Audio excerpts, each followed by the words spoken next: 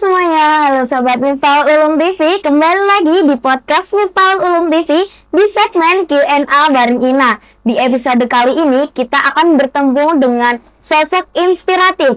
Beliau ini seorang santri Gen Z.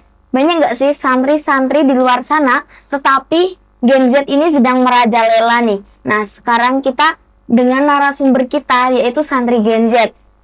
Hai Kak. Halo, senang bisa bekerja di sini. Apa kabar? Baik. Menurut bisa nggak sih Kak perkenalan diri dulu? Oke, halo semuanya. Perkenalkan, nama saya Nilu Zakia, masih berumur 18 tahun. Baru itu bulan lalu berumur 18. Tapi masih muda ya, dengan dibilang Terpengaruh tua. Jadi santai-santai saja. Alamatnya dari mana nih Kak? Dari Desa Tempuran, Kecamatan Demak. Sekarang kesibukannya ngapain aja? Kesibukannya paling itu sih, sekolah, di organisasi gitu ya masih. Oke, langsung saja kita tanya-tanya nih mengenai kehidupan santri Gen Z di pondok pesantren. Ceritain dong Kak, awal mula mondok, tapi tuh mondoknya nggak satu tempat dengan sekolahan, kayak nggak satu yayasan. Kan itu kan beda ya Kak? Iya. Waktu itu tuh yang mau itu tuh kepengenan sendiri atau dorongan dari orang tua nih Kak? Ceritain awalnya gimana dong? Oke. Kalau di flashback lagi ke belakang ya, aku itu dari SD sekitar kelas 4 atau 5 itu sudah ada keinginan untuk mondok. Nah, itu jadi aku udah ada niatan, nanti habis lulus sekolah, habis lulus SD mau mondok. Nah, itu waktu kelas 6 itu aku sudah dikenalin pondok sama ibuku di daerah Weding sana, dekat sekolahku yang mau aku sekolahin. Nah, udah ke tempatnya, udah kenal sama kiainya gitu kan. Lalu kan waktu aku lulus SD itu kan waktu COVID ya, jadi kayak mau mondok itu ibuku kayak was-was, kayak kok COVID agak jabela, kayak kan seorang ibu kalau anak jauh dari rumah kan masih khawatir gitu ya. Nah terus kata ibu, mondok engko bae lah Nil, jangan sekarang gitu. Nah pada akhirnya kan aku kayak gak bisa nolak gitu, aku nurutin kata ibu. Terus jadinya aku sekolah saja itu di SMP 2 Bonang sampai sekitar ke kelas 8. Kelas 8 itu kan aku semester kedua itu sudah nggak daring lagi, sudah masuk sekolah. Dan itu aku tanyain lagi sama ibu, Bu, jadi mondok apa kayak ngomong-ngomong. Dan ibu bilang gini, kok ngana ya Nil, sekolahmu apa lulus? Kok nak mondok kok kesediluk kok nak wis lulus pindah sekolah meneh, pindah pondok meneh ngono. Terus katanya ibu, engko wae ngenteni baru lulus sekalian SMK gitu. Jadi biar ke pondok gak pindah-pindah lagi gitu kan. Nah, singkat cerita aku lulus SMP. Lulus SMP itu langsung udah keinginan kayak apa mondok deh. Awalnya emang nggak kepikiran mau ke pondokku yang kesini ya. Awalnya aku mau nyari yang sekitar di Demak kota gitu. Deh, sama mau nyari sekolah di sana. Nah, bukan kebetulan sih, sayang sekali waktu itu gagal keterima di sekolah itu. Deh, terus otomatis kan nyari sekolah lain. Aku nyoba nyari ke Kudus, ke Jepara juga sama bapak itu. Nah, udah nyari mubeng-mubeng. Tapi kok dia aja ada keinginan gini ya, kayak aduh kok kayak gak cocok. Nah, terus gimana ya, kok sekolah udah mau deket juga dapat sekolah gitu.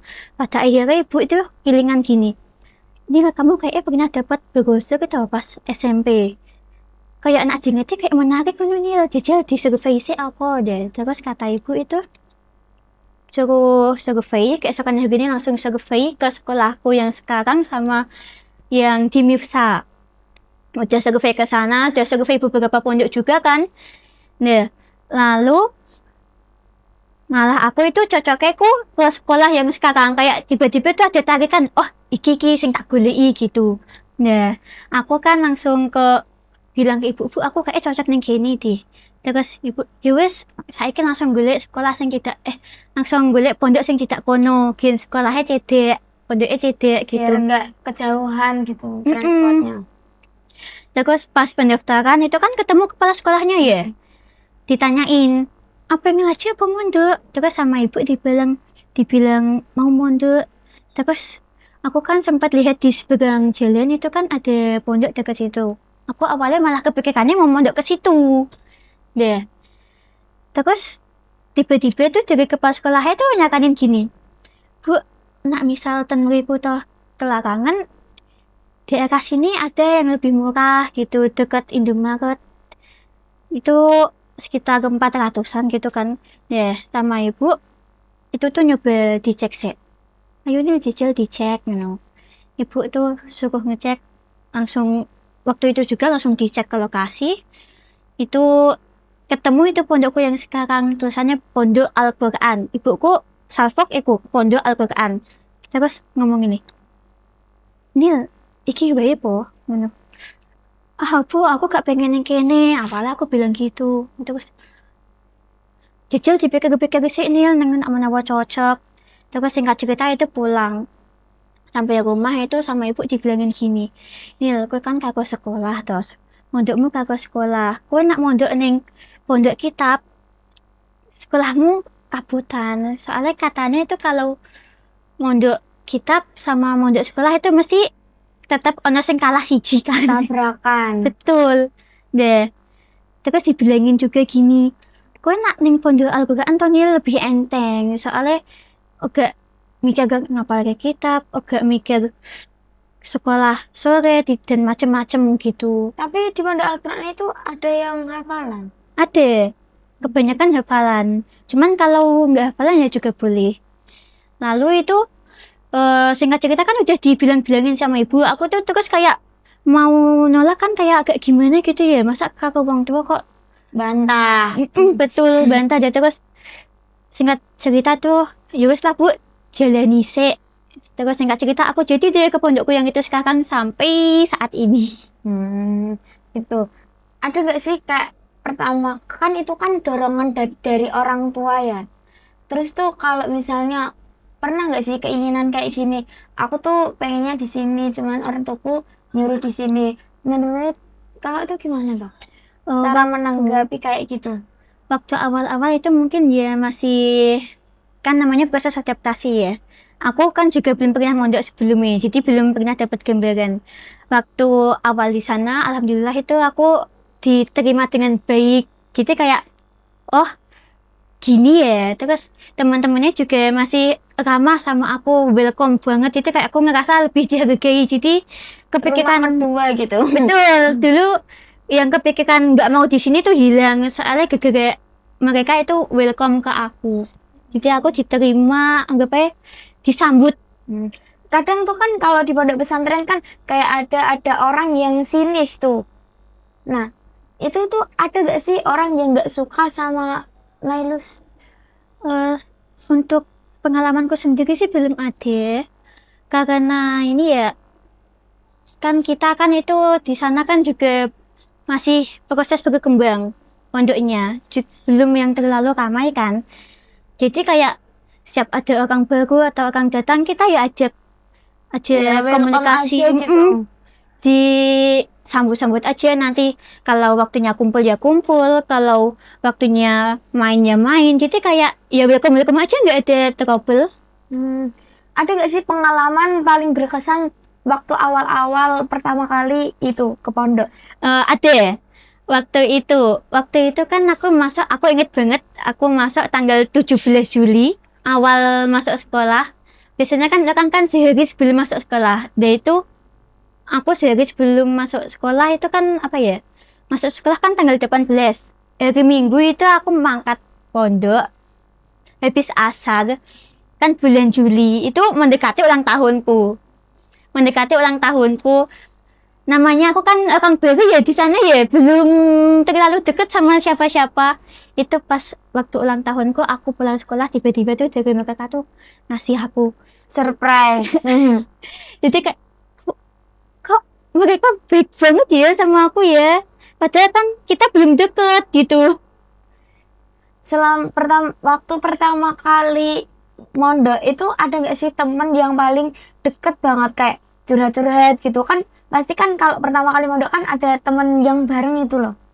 Nah itu ada nggak sih temen yang sering-sering curhat kayak gitu? Ada. Itu tapi dia umurnya di bawahku sih. Sekitar Jadi 2 kayak tahun. sepantaran gitu. Enggak. Dia sering cerita ke aku tentang, Mbak aku tuh hari ini capek, Mbak aku hari ini kayak lagi sepi tiba gitu. Dia sering curhat-curhat aja. Tapi kalau akunya yang curhat sih belum ya. Soalnya itu Kayak orang kecil nggak bisa memahami kehidupan orang dewasa. ya itu salah satu faktor. Selain itu juga kalau belum deket itu susah gitu loh kalau mau curhat. Kalau diinget-inget lagi nih Lus, ada nggak sih orang pertama yang nge-support banget kamu mondok sambil kuliah sambil sekolah meskipun itu tuh nggak satu yayasan kan pasti kan kayak kegiatan di pondok sama kegiatan sekolah kan kayak ada tabrakan gitu loh. Ada nggak sih orang pertama yang support banget? Yang selalu support aku itu pastinya adalah ibu aku sendiri. Ketika aku misalnya kayak capek banget ya, capek antara kehidupan pondok dan kehidupan sekolah, itu aku biasanya itu nyari tempat yang sepi gitu, nyari tempat yang sepi yang nggak kedengeran sama anak-anak. Langsung aku telepon sama ibuku, Bu aku tuh hari ini capek, dan aku capek gini gitu panjang lebar gitu. Terus sama ibu, nggak apa-apa dijalani bae, engko ya ana hikmahe, engko ya pasti ada arti ini, suatu saat mesti bakal berguna. Jadi orang pertama yang selalu mendukung aku ya ibuku sendiri. Orang tua pernah gini gak sih kayak kamu tuh di pondok ya di pondok aja nggak usah mikirin yang lain cuma mikirin pondok sama sekolah kamu tuh fokusnya belajar nggak usah pikir kedepannya gimana. Sering. Apalagi aku tuh dulu itu apa ya, suka dikit-dikit kebawa pikiran gitu loh. Sampai pernah suatu saat itu dimarahin ibuku. Nil, kowe ki aja sithik-sithik mbok lebokke pikiran. Nak mbok pikir-pikir kabeh ya kok gak bludak engko pikiranmu. Kadang tuh orang tua itu cara dia nyuper itu nggak kayak misal nih kan dapat juara atau apa gitu tuh orang tua tuh nggak ngasih apresiasi cuman wah gitu doang biar kita itu nggak kayak harus validasi banget iya nggak sih. Betul.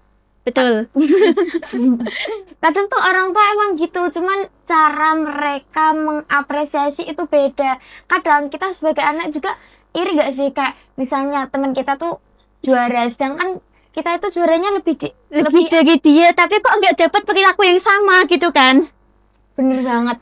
Kadang tuh cara orang tua mensupport kita itu beda. Betul. Kalau bisa digambarkan nih Lus, kegiatan kamu selama di pondok itu dari pagi sampai pagi lagi tuh ngapain aja sih? Dari pagi waktu awal-awal itu ya. Iya. Waktu awal itu dari pagi kan jamaah sholat subuh. Terus siap-siap itu dari subuh kan bis jamaah langsung siap-siap itu ke sekolah, tata sembarang macam sekolah itu sampai waktu awal itu aku masih siang sih, sekitar jam 2 udah pulang. Itu lanjut aku itu istirahat sebentar, habis istirahat sebentar itu aku nyuci baju, makan sembarang macam, jemur gitu kan. Setelah itu tuh waktu dulu itu habis asar itu ngajinya itu habis asar, jadi istirahatnya itu cuman antara jam 2 sampai asar itu. Ya habis itu sholat, ngaji, istirahat bentar, terus kalau hari-hari tertentu itu ngaji lagi, ngaji kitab itu dari jam 5 sampai maghrib. Nah, setelah itu pulang pondok ngaji lagi, ngaji Quran itu sampai isya. Dari isya itu kalau sudah selesai kadang kalau ada waktu nyantai ya nyantai, kalau ada tugas ya ngerjain tugas, kalau masih ada kerjaan lain ya ngerjainnya pas malam itu. Kalau kosong ya mungkin ngobrol-ngobrol santai sama temen. Kadang ada nggak sih kayak merasa kamu tuh capek banget hari-hari tuh kayak berat gitu? Sering terjadi. Kegiatan kamu sih yang paling berat itu apa dong? Boleh ceritain? Kegiatan yang paling berat itu waktu kelas 11. Waktu aktif di organisasi. Emang kalau orang aktif-aktif organisasi itu kelas 11 ya lebih banyaknya. Iya, kebanyakan kelas 11. Apalagi itu kayak apa ya, dikejar pokoknya. Jadi kayak harus mikirin sekolah, harus mikirin jalannya kegiatan, terus harus mikirin iki nanti kegiatan pondoknya kudu jalan. Jadi kayak gimana ya ini Apalagi- tingkatan ketiganya ya gitu. Kadang tuh apa namanya kita tuh malah penting atau enggak bendara atau enggak sekretaris. Kadang tuh apalagi ketua tuh. Mm-mm. Kadang tuh kayak ya Allah ini kayak barengan bisa satu-satu dulu gak sih? Betul. Gak sih kayak gitu? Sering kayak kok sering apa ya? Kenapa kita datangnya kedebekat kenapa langsung Terus toh nek sakone kan wis rampung, siji wis rampung. Terus kok iki ana tambahan meneh saka orang sing luwih dewasa. Sedangkan kita menolak ewoh. Ame ini ya ini juga bingung gak sih? betul, apalagi pembinaannya yang protes kok gini toh revisi kok gini. Jadi Jadi kayak jengko aku tak nyelesai kayak gini iki keri-keri tapi iki kayak sing keri sing dhewe pengen keri-keri iki justru ki malah jaluk dhisik. gini kok kayak ngono. Betul kayak pengen bludak gitu, apalagi kalau masih junior ya masih butuh arahan ya dari senior kayak kayak gimana arahnya kemana juga masih butuh bimbingan. Gimana sih caranya kamu buat menangin diri dari semua gedebak-gedebuk kehidupan ini? Kadang tuh kan kayak organisasi, sekolah, pondok, jadi satu. Nah, gimana sih cara nenanginnya kehidupan yang serba gedebak-gedebuk ini? Aku kalau udah pusing banget itu kepalanya toh, kalau pengen butuh waktu sendiri itu aku mungkin naik ke lantai 2 pas gak ada orang, sengaja diem itu kayak diem aja gitu di lantai 2 mengamati jalan, mengamati langit, mengamati apa gitu pokoknya diem aja gitu di lantai 2 kayak pengen nenangin aja gitu Gin. Biar semuanya tuh hilang. Kadang tuh kayak semua pekerjaan tuh kayak gumpul di kepala kayak ya Allah kayak rasanya ki ya ngusik sabar tapi ki ra iso aku kayak ning kene kabeh gitu loh. Betul, itu kadang kalau udah gak kuat banget toh kayak udah katanya pengen nangis kan nggak mungkin ya aku nangis di depan teman-teman kayak Malu. bukan malu kayak aku sih aku sing nenangin bocah bukan bocah yang nenangin aku. Terus kalau aku udah pengen nangis itu mungkin aku tuh masuk ke kamar mandi buka-buka adus nangis kagak adus. Kalau boleh milih nih, lebih milih ngejalanin kehidupan di pondok sambil sekolah atau di rumah sambil sekolah? Kalau boleh milih yang mana? Pilihan yang berat. Kalau untuk kita coba lihat dari dua sisi ya, kalau dari rumah sekolah itu mungkin waktunya lebih santai, nggak terlalu gedebak-gedebuk kayak gini. Cuman minusnya aku agak sedikit kesepian. Soalnya kan apa ya, Emang orang ekstrovert itu nggak bisa kesepian. aku sebenarnya introvert loh. Cuman semenjak ini aja tiba-tiba berubah jadi extrovert. Tergantung kondisi ya. Kalau Betul. pilih itu milih yang mana? Kalau untuk saat ini mungkin aku butuh sedikit waktu santai, jadi mungkin lebih memilih antara rumah dan sekolah. Cuman sekolah dan mondok juga nggak ada salahnya juga sih, karena kalau sekolah sama mondok itu enaknya kan ada teman banyak, bisa saling tukar cerita, bisa habiskan waktu bersama. Itu kadang momen-momen sama teman itu nggak terlupakan. Sebagai santri Gen Z nih, kamu pernah nggak sih pengen tetap update kehidupan kamu di sosmed? Terus tuh kan kayak santri tuh kan nggak boleh bawa handphone, kayak harus santri tuh yang ngaji nggak boleh bawa handphone. Pernah nggak sih kamu kayak gitu pengen update kehidupan aku tuh di pondok tuh gini-gini aja gini, biar tuh teman-teman yang di rumah tuh tahu kehidupan aku. Pernah nggak sih kayak gitu? Kalau pondok itu kan sistemnya gini, boleh bawa handphone, tapi kalau malam dikumpulin.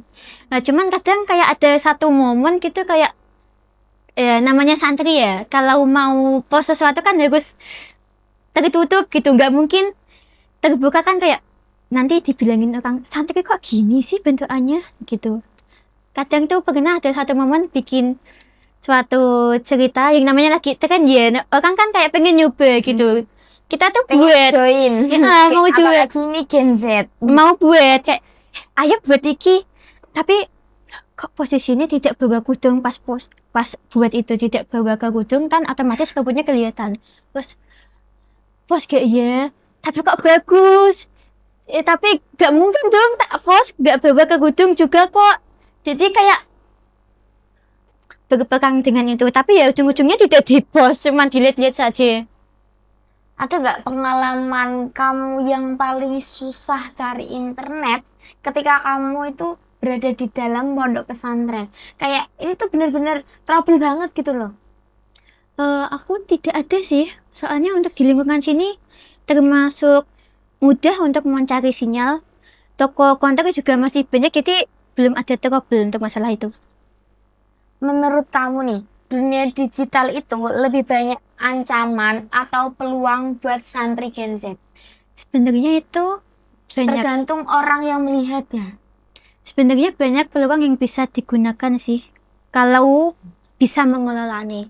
Kayak ini ya, misal Ulum kan punya program itu buat kayak apa, video itu yang bisa diupload di YouTube. Itu kan nanti kayak bisa menambah branding dengan Personal branding sekolah.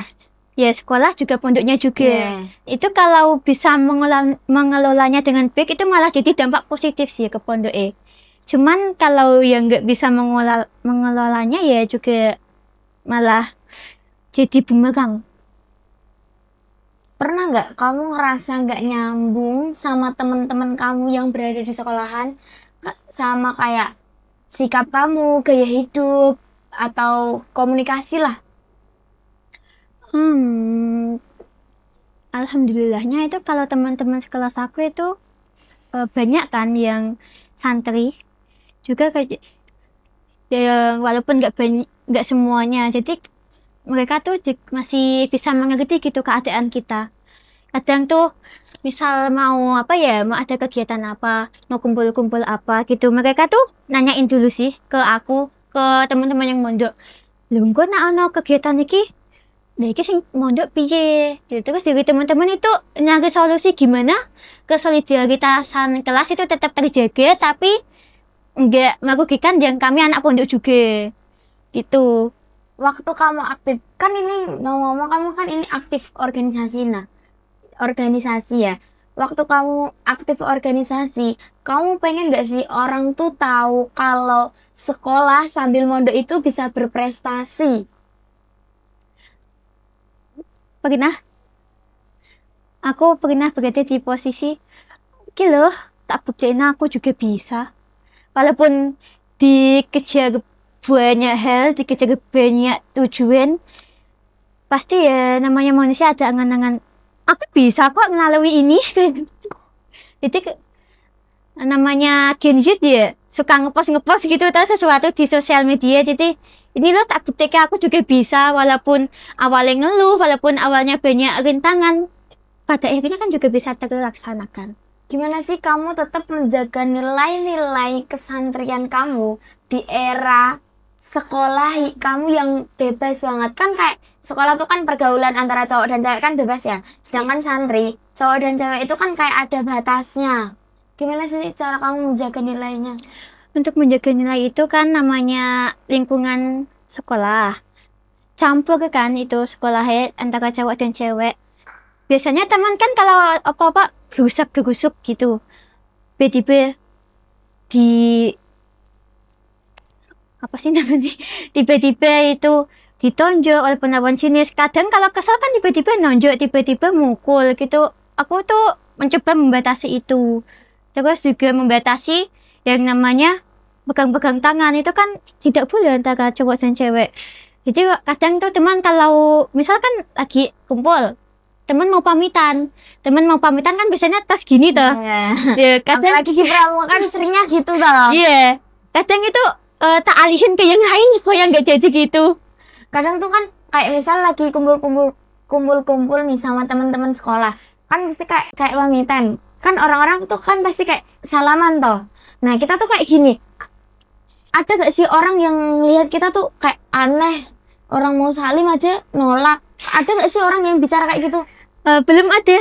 Alhamdulillahnya mereka itu kayak ngerti keadaan aku gitu, jadi nggak ada yang aneh-aneh. Pernah nggak diomongin kayak wong iku santri mesti ki kayak nggak kehidupannya purba ngono. Santri kan zaman purba gitu. Gimana sih cara kamu menanggapi orang-orang yang ngomong kayak gitu? Santri tuh nggak paham apa-apa, santri tuh jamet gitu. Misalnya kan gitu tau. Iya. Gimana sih cara kamu menanggapinya? Ya kadang gini, cuman tak anggap angin lalu aja sih. Kan mereka itu ngomong itu kayak nyari perhatian, kayak nyari sesuatu yang bisa dipancing. Aku kayak ya udah, wongnya nak ngomong ngono ya tak biarin aja, nanti tak bedek kok. Nah aku juga tidak seperti yang mereka omongin, jadi biar omongan itu biar kembali lagi ke mereka sendiri. Kalau dibandingin nih santri zaman sekarang sama santri yang zaman dulu banget tuh kan kayak sekarang tuh masak tuh nggak, santri tuh kayak nggak masak nggak sih, cuman beli makan. Kalau zaman dulu kan harus masak sendiri, ini sendiri. Itu tuh justru tuh malah mempermudah atau malah bikin santri itu tuh nggak bisa apa-apa. Bisa kita lihat dari dua kondisi. Misal kondisi yang zaman dulu itu memang bisa mengasah soft skill manusia ya. Mereka jadi udah terbiasa dengan lingkungan berumah tangga dan lain-lain. Cuman kalau waktu dulu kan waktunya kan masih relax ya. Enggak kayak sekarang. Kalau sekarang kan apalagi ada peraturan wajib sekolah 9 tahun. Jadi kayak mau nggak mau itu kebanyakan tuh memilih sekolah dan mondok.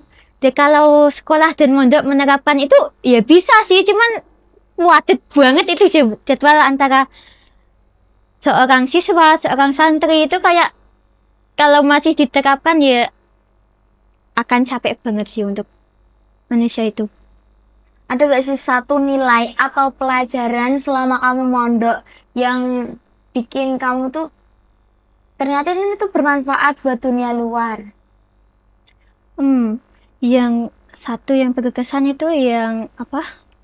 Paling berkenang itu ketika aku melihat ada satu momen di mana remaja seumuranku, aku kan dulunya ceritakan ya di rumah terus, jadi kayak aku tuh belum pernah melihat ini sebelumnya. Itu aku lihat remaja seumuranku pada minum minuman yang dilarang dalam agama. Kayak aku Itu tuh cewek apa cowok? cowok, banyak itu masih seumuranku semua. Aku kayak tiba-tiba kepikiran, astagfirullahaladzim, iki padahal isih 6 kok pada gini kehidupannya, nanti pas tua gimana. Terus aku sadar ternyata kehidupan pondok juga tidak semengerikan itu. Aku bisa jadi terhindar dari lingkungan yang merugikan untuk diriku sendiri. Kadang tuh ya, misal tuh kita tuh SMP sampai SMK itu udah mondok 6 tahun. Nah, habis itu tuh dia kuliah. Ya, Kuliah tuh kan pergaulan kan bebas banget tuh. betul. Kadang itu tuh orang yang dulunya mondok selama mungkin, kalau dia udah lulus pondok, kalau dia imannya kuat itu bakal menjaga imannya. Kalau Tapi nggak kuat pasti ke bawah aku. apalagi orang kuliah. Sekarang kuliah kan zamannya bebas banget. Gimana sih cara menanggapinya? Menurutku sendiri itu adalah memperkuat fondasi diri sendiri. Kayak apa ya? Punya apa ya? Punya mindset sendiri gitu loh, punya batasan terhadap dirinya sendiri. Aku kalau ngingetin, kalau ada orang cerita tuh terhadap aku tanggapanku paling pertama itu selalu tak bilangin gini, ojo lali batasanmu. Soalnya setiap orang itu juga pasti punya batasan di mana dia tidak boleh melewati batasan itu. Jadi memperkuat tekad yang ada di dirinya. Kalau biar nggak gampang ngebawa sama lingkungannya gitu loh. Soalnya kebanyakan orang itu yang awalnya udah kuat banget imannya tiba-tiba berubah gitu kan pasti karena faktor lingkungan, terutama faktor temennya. Aku ada satu cerita dari temanku, dia bilang gini, uang terus gak mungkin mabuk, nak kancane gak mabuk. Mesti wong mabuk iku mesti pertama ke gugu kancane mabuk. Kenapa? Gugu wonge gengsi nak dia kancane mabuk, dia gak mabuk dhewe, engko jadi diceng-cengi kancane. Ya terus itu ya memperkuat diri saja, membuat benteng sendiri di dirinya. Jadi kayak biar gak terpengaruh sama lingkungannya gitu. Terakhir nih, kasih motivasi buat temen-temen santri Gen Z di era yang serba digital ini biar gak terlalu terbawa arus. Satu pesan aku untuk semua santri yang ada di Indonesia, mungkin tantangan kita di era digital ini mungkin sedikit berat ya. Tapi walaupun itu kita harus bisa menjunjung nilai-nilai dari seorang santri dan harus menjaga nama baik santri. Dan kita juga bisa kok seperti yang lain tanpa mengurangi nilai-nilai santri tersebut. Mungkin itu saja. Masya Allah, luar biasa banget ya cerita Nailus hari ini. Ternyata santri itu juga bisa meninggalkan dunia digital demi sebuah kitab yang harus mereka maknai. Sekian cerita podcast Miftahul Ulum hari ini di segmen Q&A bareng Ina. Sampai jumpa di episode berikutnya.